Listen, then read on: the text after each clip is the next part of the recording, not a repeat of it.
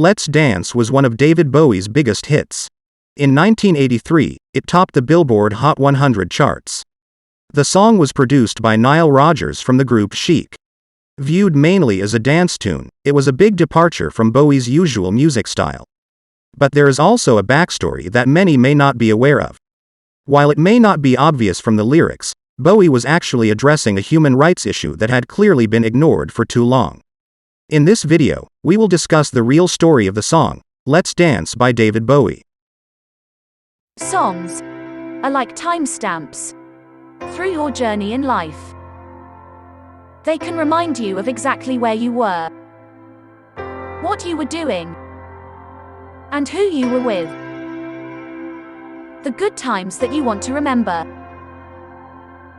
and the bad ones you'd rather forget. But every song has its own unique story that inspired the songwriter and moved him to share their experience with us.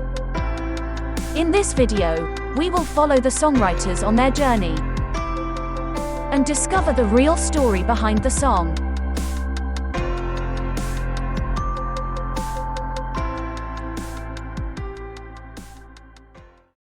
Let's Dance was one of David Bowie's biggest and fastest-selling singles. In 1983, it rose to the top of the Billboard Hot 100 charts. It was Bowie's only single to top the charts in both the US and the United Kingdom. It was also his last single to reach number 1 in the US.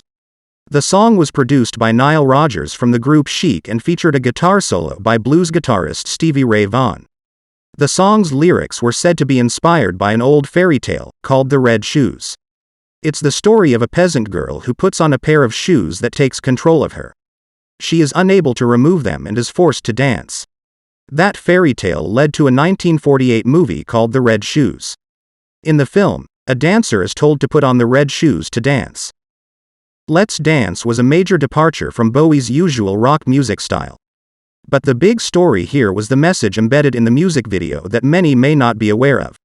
Let's consider the song and the powerful message from the video. In 1982, Bowie invited Nile Rodgers to his house in Switzerland to work on his new song. He would later call it, Let's Dance. After Bowie played a chord on his acoustic guitar, Rodgers suggested Bowie play it at a higher scale. Rodgers was mainly known for his distinct disco-style guitar play.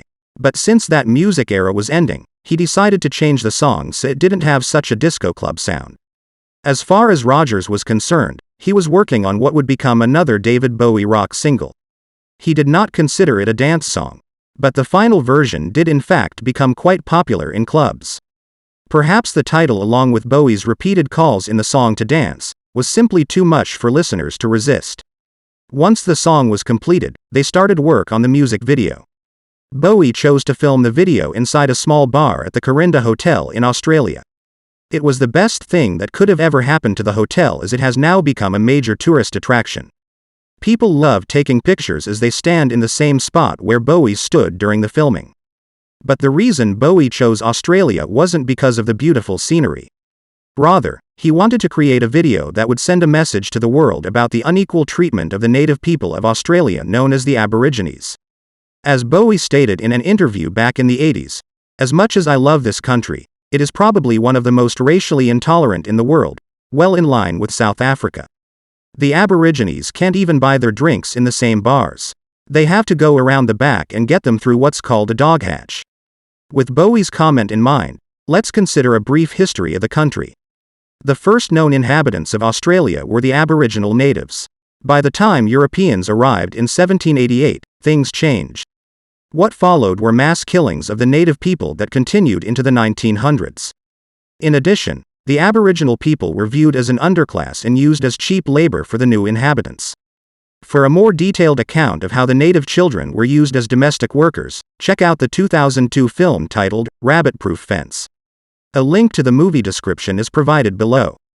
To make matters worse, from 1952 to 1963, the British government conducted a series of nuclear weapons tests in parts of the country occupied by the natives. This resulted in massive health problems for the Aboriginal people due to radiation exposure. Many of them were not properly evacuated, and some were never even told about the tests. While it was being denied by many historians, Bowie was well aware of the history and wanted to bring the issue out in the open. The song's lyrics don't specifically describe the problem. But since this was a dance song being played in clubs, it was probably a wise decision. However, Bowie has made it clear that he used this song to address the issue. He wanted to cast a young native couple in the music video. So he went to a local dance school where two Aboriginal students got his attention. A young man named Terry Roberts and a young woman named Jolene King. He chose them to play the role of a couple being treated as second class. They were paid $1,000 each for 5 days' work. He also donated $10,000 to their school. Jolene was also allowed to keep the dress she wore as a souvenir. In the video, Bowie is seen in a bar playing his guitar alongside his bass player. Ironically, the locals in the bar had no idea who Bowie was. Nor did they realize it was a music video. So Bowie was able to capture their natural reaction to the Aboriginal people who showed up. As the young couple start to dance, a few of the local customers appear to do the same. However, it was later revealed that they were simply mocking the couple. In reality, they were not pleased by the sight of the Aboriginal people. In the video, you can see the look on the faces of some customers. So Bowie got exactly what he was looking for without needing actors. He also proved his point. One unexpected standout in the video was a man in the bar wearing a red shirt who just happened to show up during the filming. He actually recognized Bowie, but had no idea what was going on. This is evident from the puzzled look he gives Bowie as he stands just a few feet away. He talked about his experience in an interview back in May of 2021. A link to that interview is provided below. Later we see the couple again with a small group of Aboriginal people. The young woman finds a pair of red shoes on the ground. She hesitantly puts them on and begins to dance. Then they all pause to witness an explosion off in the distance. Here Bowie is exposing the nuclear testing that went on in the area.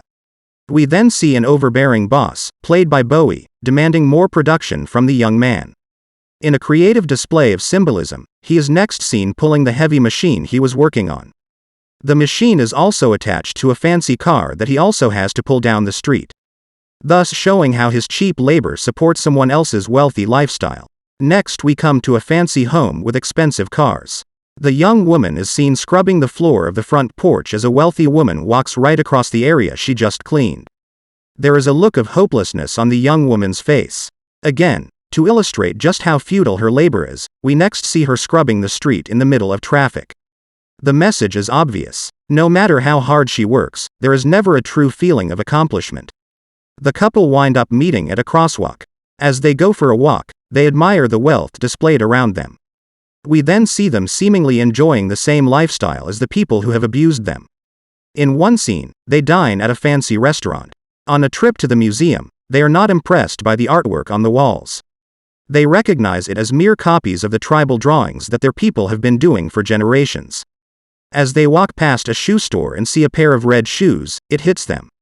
Just like in the fairy tale, the red shoes are seen as a symbol of control and oppression. The young couple refuse to dance to someone else's music and pretend to be happy while actually dancing the blues. They decide to reject the culture that has been forced upon them while their own has been suppressed. The woman kicks off the shoes and stomps on them. The other natives join in. We then see them leave the city to return to their own culture. Eventually, the young couple retreats to a hilltop where they can see the city off in the distance. It brings to mind the line in the song that reads, "And if you say hide, we'll hide." But as the video ends, a helicopter flies by. Perhaps the message here is that they can run, but they can't hide. Bowie said that the video was a direct statement about integration of one culture with another. So with his song Let's Dance, he put a face on the Aboriginal people and exposed the racial issues in Australia at a time when most people chose to ignore it. Interestingly, the video had quite an impact on the small town of Corinda where the video was shot. The hotel now hosts an annual Let's Dance Corinda festival to celebrate Bowie's work.